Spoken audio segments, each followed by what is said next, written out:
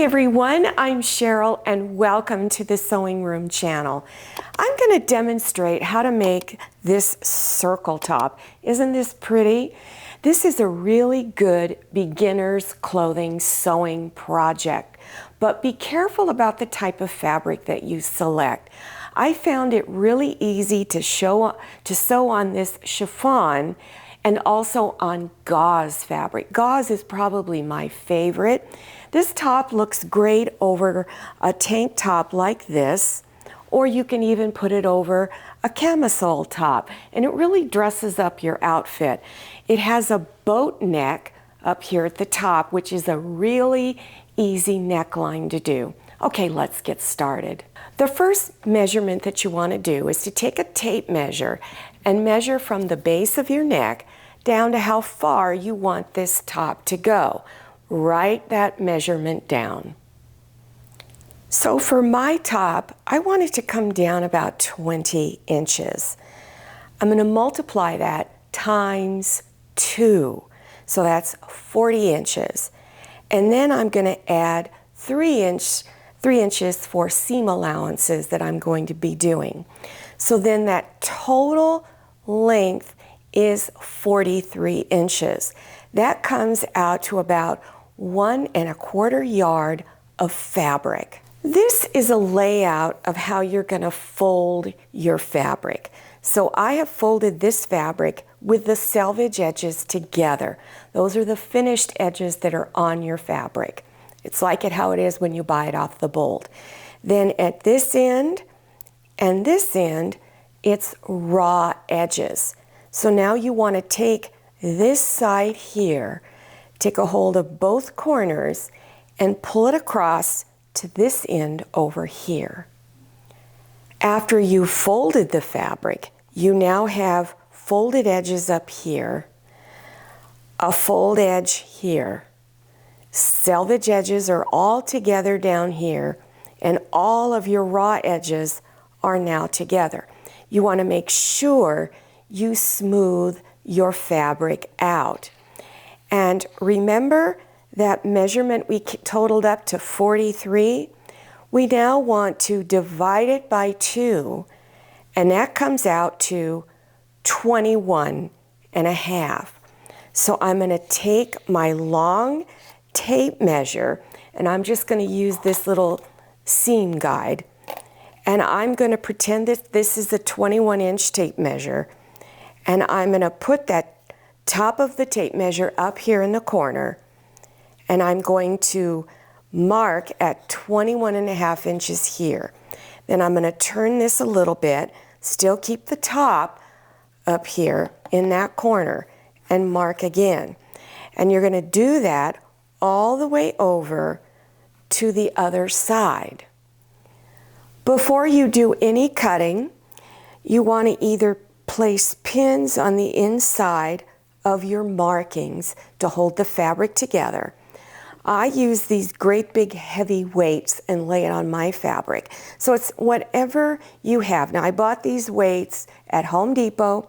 You can find it in the section in the store where they sell nuts and bolts. All right, so whatever method you've decided, make sure it's pinned or weighted down. You can either take scissors, or I like to use a rotary cutter, and you're just going to cut right on this line. So when you're done, it looks like this. You've got 1/4 of a circle. Now unfold it, and this is what your half circle looks like. Now you're going to leave it like this, but I'm going to show you. I'm just going to unfold it for a second. You can see you have a full circle there, but keep it folded. Either use pins or the weights, whichever you have, and pin it about 1 inch from the fold line all the way across, because we're going to be doing some cutting. So once you've got it pinned or weighted down, you want to take scissors and go right inside of that fold and begin cutting all the way across. One more thing that you want to do is determine how big you want your neck opening to be. I made mine about 10 inches. I recommend that you pin the shoulder seams together. put it over your head, and make sure there is room. So if you need more, you can open it up even more. My favorite method for sewing this together is to use a Serger machine. And I'll go over those instructions in a moment. But if you don't have a Serger, here's how you would do it on a regular sewing machine. You would place pins right along that cut edge that you just did. You're going to mark your opening. So here's the pins that mark this open area right here. So you're going to stitch from this pin out across to the end of the shoulder area, then go over to the other side and do the same thing. Now stitch a 1-inch wide seam. I recommend that on fabric like this, on your gauze and your chiffon, that you change the stitch length to 3.0. If you use anything less than that and you want to get, or you need to pull some of the stitches out, you're going to have a really difficult time and probably ruin your fabric. Here is something that I highly recommend that you do, and that is whenever you're stitching on the chiffon or the gauze, it's really easily will gather up no matter whatever your stitch length is. So I recommend you put thin paper, or if you don't have this thin paper, you could probably use tissue paper. Always test out everything before you start working on your top. The thin paper that I'm using comes in a roll like this, and I purchased it at Home Depot in the paint department, and it's really, really thin. So if you go there, make sure you pick out the really thin one because they also have really heavy paper. So you put it underneath your fabric and then stitch.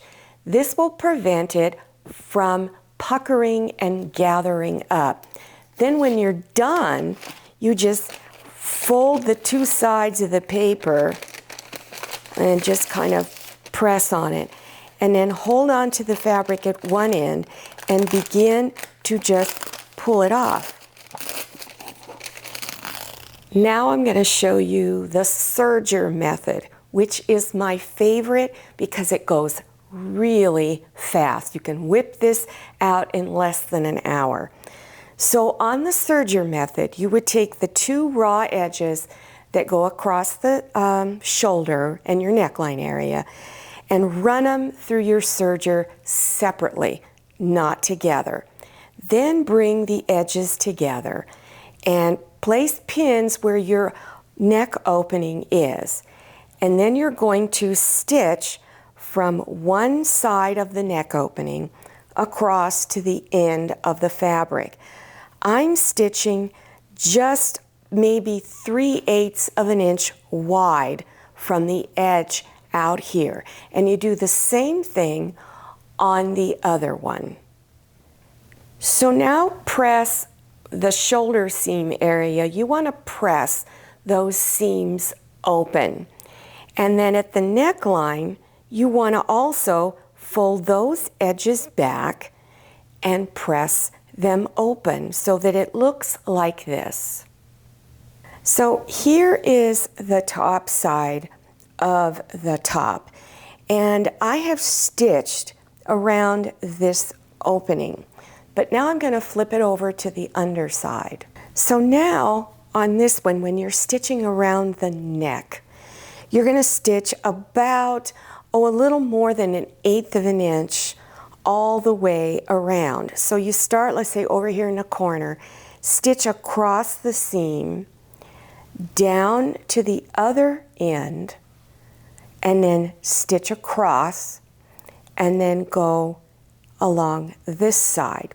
And remember to place paper under your fabric when you are stitching. This is how I recommend you finish the neckline when you're using a sewing machine. So again, you want to open the seams up at the shoulders and press them open. And then fold some fabric back at the neck opening and then press that open. Now on each side of the opening, you're going to take the raw edges and fold them underneath and bring them up to the pressed fold line. And I would take a straight pin and pin this down. You're going to do that on both sides of the neck opening. Then across the shoulder seam, you want to do the same thing, fold it under and pin it all the way across, and then do it on the other side. So you fold all of the raw edges underneath.